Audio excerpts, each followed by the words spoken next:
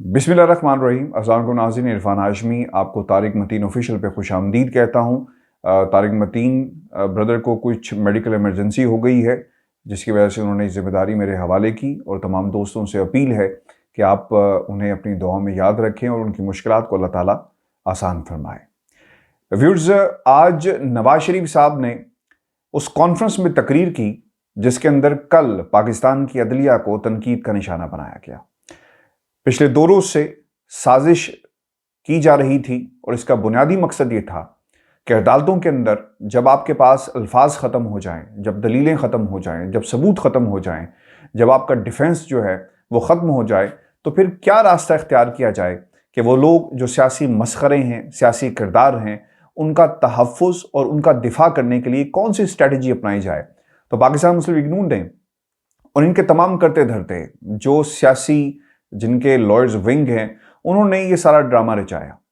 और अब तो लोग ये भी बात कर रहे हैं कि आसमा जहांगीर कौन थी, उनका पाकिस्तान की जमहूरियत के लिए क्या किरदार है, मासवाइज इसके कि वो एक लॉयर थी और हमेशा से ह्यूमन राइट्स की वो बात करती रही। लेकिन यहाँ पर भी बहुत सारे मामलात गड़बड़ हैं, क्योंकि उन्होंने एक ख़ास तबके की बात की है। बाज़ लोगों के साथ मिलकर ख़ास एजेंडा था जिसको वो अचीव हमेशा करती रही। और इस प्लेटफॉर्म के ऊपर वो लोग जिनका ताल्लुक पाकिस्तान मुस्लिम लीग नून से बहुत ही गहरा है, एहसन बोन साहब जब वो जीते हैं तो नवाज शरीफ साहब उन्हें बाकायदा मुबारकबाद भी पेश की उन्होंने। और फिर दूसरी तरफ हमने ये भी देखा कि आज़म नज़ीर तारड़ साहब जो सेनेटर हैं, उनका बहुत ही बुनियादी किरदार रहा। और एक वक्त ऐसा था जब वो पाकिस्तान मुस्लिम लीग नून के सेनेट के अंदर अपोजिशन के उम्मीदवार भी थे, जिसके ऊपर उनके बहुत सारे इख्तलाफात पाकिस्तान पीपल्स पार्टी से खुलकर भी सामने आए। तो ये हालात हैं जिनको इस्तेमाल किया जाता रहा है। अब सबसे बड़ा सवाल ये था कि नवाज शरीफ साहब की तकरीरें लंदन से चल नहीं सकती, उनका बयानी आगे बढ़ नहीं सकता, जो वो तकरीरें करते हैं पाकिस्तान के मीडिया पे दिखाई नहीं जाती। तो अब क्या किया जाए, उनकी बात को कैसे लोगों तक पहुंचाया जाए, क्या हथकंडे इस्तेमाल किए जाएं। अगर नवाज शरीफ की तकरीरें पाकिस्तान के मीडिया पे नहीं दिखाई जाएंगी तो फिर ऐसे किरदार पैदा किए जाएंगे जिनकी तकरीरें पाकिस्तान के मीडिया पे दिखाई जाएंगी और उनका ताल्लुक ऐसी कॉन्ट्रोवर्सीज के साथ जोड़ा जाए जिनका डायरेक्ट या इनडायरेक्ट ताल्लुक जो है नवाज शरीफ की बेगुनाही के साथ है। ये नैरेटिव पाकिस्तान की कौम के सामने रखा गया। अब हुआ ये कि कल अली अहमद कुर्द साहब ने एक लफ्ज़ इस्तेमाल किया कि पाकिस्तान का जस्टिस इंडेक्स के ऊपर जो नंबर है बहुत ही नीचे है, और आज वही तकरीर वही गुफ्तगू हमने नवाज शरीफ की ज़ुबानी सुनी। यानी ये वही किरदार हैं जो कभी अभी अली अहमद कुर्द की ज़ुबानी आपको कहानी सुनाएंगे, कभी नवाज शरीफ की ज़ुबानी कहानी सुनाएंगे। यानी अली अहमद कुर्द में और नवाज शरीफ में और वो लोग जो स्टेज पर मौजूद थे, कोई आपको फ़र्क महसूस नहीं होगा। आज नवाज शरीफ साहब की तकरीर और फिर उसमें मोहसिन दावड़ साहब भी कूदते हैं, इसके अलावा फरतुल्लाह बाबर साहब भी आ गए और फिर बाकी लोगों ने भी तकरीरें की। और इस ड्रामे का ड्रॉप सीन इसलिए भी आज हमें होता हुआ नज़र आया। और पाकिस्तान के जो आला अदलिया वो तो गई इस ऐसे कॉन्फ्रेंसेस में जिन्हें नहीं जाना चाहिए था। मैं हमेशा से कहता रहा हूं कि कभी भी अगर आप अपने आप को सोशल सर्कल से दूर नहीं करेंगे तो ये तासुर मिलेगा पाकिस्तान की आवाम को कि आपके फैसले कहीं ना कहीं किसी के ताबे हैं, किसी न किसी कोई ना कोई ऐसी ताकत जरूर है जो उसे कंट्रोल कर रही है। अगर ऐसा नहीं भी है तो ये तासुर जरूर जाएगा जब अपने आप को आप लोगों के दरमियान ले जाएं, लोगों से गुफ्तगू करें, लोगों के सवालात का जवाब दें, अवामी हलकों में जाएं, जो ऐसे लोगों में जाकर आप बैठे जो मुल्क से मफरूर हैं, जिनकी क़यादत मुल्क से भागी हुई है, जिन्होंने इस तकरीब में खिताब करना था। अदालतों ने और पाकिस्तान की आला अदलिया ने तो ऐसा नहीं किया, लेकिन आपको पाकिस्तान के सियासतदानों की तरफ से ये होता हुआ नजर आया। फवाद चौधरी साहब ने बड़े बरमला अंदाज में कहा कि जब मुझे पता चला कि कल यानी आज आखिर में जो खिताब नवाज शरीफ का भी होगा तो मैंने जाने से माजरत कर ली। देखें, ये बड़ी इंपॉर्टेंट चीज़ है, लोग इसे समझते नहीं हैं। इस्लामाबाद हाई कोर्ट में अपीलें लगी हुई हैं, जमानतें खारिज हुई, इश्तिहारी करार दिया गया है, पाकिस्तान की अदालतों ने करार दिया है। अब जब जजेस जिन्होंने ये फैसले किए उसी प्लेटफॉर्म के ऊपर एक शख्स जो मुल्क से भागा हुआ है आकर बैठ जाए, तकरीर करे, तो फिर उस प्लेटफॉर्म की क्या वैल्यू रहती है, ये हमें समझना होगा, मिनहासुल मजमुई बतौर कौम समझना होगा। फिर हम ये बातें करें कि पाकिस्तान का जस्टिस इंडेक्स के ऊपर नाम और जो दर्जा है बहुत नीचे है, इसकी बुनियादी वजह पाकिस्तान का अदालती निज़ाम नहीं है, बल्कि पाकिस्तान के ऐसे किरदार हैं जो इस अदालती निज़ाम को बदनाम करने लगे हुए। मैंने पहले भी कहा अपनी मुख्तलिफ प्रोग्राम्स के अंदर और हर प्लेटफॉर्म के ऊपर कहता हूं कि लोअर जुडिशरी के अंदर बहुत सारे मसाइल मौजूद हैं जहां पर आम आदमी को इंसाफ नहीं मिलता। एक नस्ल के बाद दूसरी नस्ल और फिर तीसरी नस्ल जो है इंतजार करती है दीवानी मुकदमों में, सिविल मुकदमों में, लेकिन आपको इंसाफ नहीं मिलता। लेकिन जहां पर आपके सामने जस्टिस अब्दुल कयूम जैसे जजेस मौजूद हों, शौकत सदीकी जैसे जजेस मौजूद हों, अर्शद मलिक जिनके बयानात रिकॉर्ड पर मौजूद हैं, और फिर ऐसे जज मौजूद हों जो जिनका ताल्लुक बल्तिस्तान से है और उनका ज़मीर एकदम जाग जाता है, फिर आप ऐसे अदालती निज़ाम को क्या नाम देंगे? ये लोग सियासी मसखरे, अदालती मसखरे, एक अलाकार बनते हैं किसी न किसी एजेंडे का। और हमेशा याद रखिएगा, ये पाकिस्तान की हर सियासी अदालत में सियासी जो लीडर्स हैं उन्होंने ये काम किया, सियासतदानों ने ये काम किया। अपने पसंद के जजों को सिस्टम में इंजेक्ट किया जाता है, छोटे छोटे अदालती पौधे लगाए जाते हैं, और जब ये तनावर दरख्त बन जाते हैं तो इसके साए में बैठकर इंसाफ अपनी मर्जी का लिया जाता है। ये हकीकत है पाकिस्तान के अदालती निज़ाम की। इसे अदालतों को बुरा कहने से पहले हमें समझना होगा जुडिशल रिफॉर्म्स मुल्क की सबसे अहम ज़रूरत है। आज की तकरीर नवाज शरीफ साहब जो करते हुए हमें नजर आए, उन्होंने जो गिला किया वो ये कहते हैं कि 22 करोड़ अवाम जवाब नहीं मिलेगा, सवाल करने वाले की जुबान खींचकर मसाइल हल नहीं होंगे। आज वहां पर ये देखने में आया, जब नवाज शरीफ ने तकरीर करनी थी तो हमने किसी शख्स को मुनीज़े जहांगीर के कान में कहते हुए सुना कि जल्दी से नवाज शरीफ की तकरीर करवा लें, कुछ होने वाला है।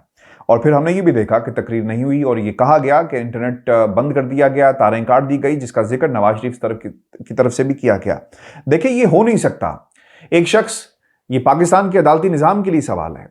कल आपने तकरीरें की, मैं सैल्यूट करता हूं अदालत के तमाम जजेस को, मैं सैल्यूट करता हूं जिन्होंने उन लोगों की जुबान खींची, जुबान बंदी की जो पाकिस्तान की अदालत को मलाइन करने लगे थे। लेकिन ये सवाल फिर भी उठता है उन ताकतों का, उन लोगों का जिन्होंने ये फैसला किया कि 4 हफ्तों के लिए नवाज शरीफ को मुल्क से बाहर जाने दिया जाए। आज उन अदालतों को सवाल करना चाहिए उन लोगों से जिन्होंने एक जमानत दी थी, और जमानत का क्या हुआ? खामोश क्यों हैं? 2 साल का अरसा गुजर गया, पाकिस्तान की अदालतें क्यों खामोश हैं? फिर आपको राय देनी पड़ेगी आम आदमी को भी कि अगर वो चाहे कि अपना इलाज मुल्क से बाहर करवा सके, वो कहे कि जनाब मेरा मुल्क के अंदर इलाज मुमकिन नहीं है, लिहाजा मुझे मुल्क से बाहर जाने दिया जाए, तो ये फिर राय आम पाकिस्तानी जो आम शहरी है उसे भी देनी होगी। क्योंकि जब ये बात होती है कि गरीब के लिए कानून कुछ और अमीर के लिए कानून कुछ और, तो इससे बेहतर नज़ीर आपको पाकिस्तान के अदालती निज़ाम में नहीं मिलेगी। आपने मौका फराहम किया, उन ताकतों ने मौका फराहम किया।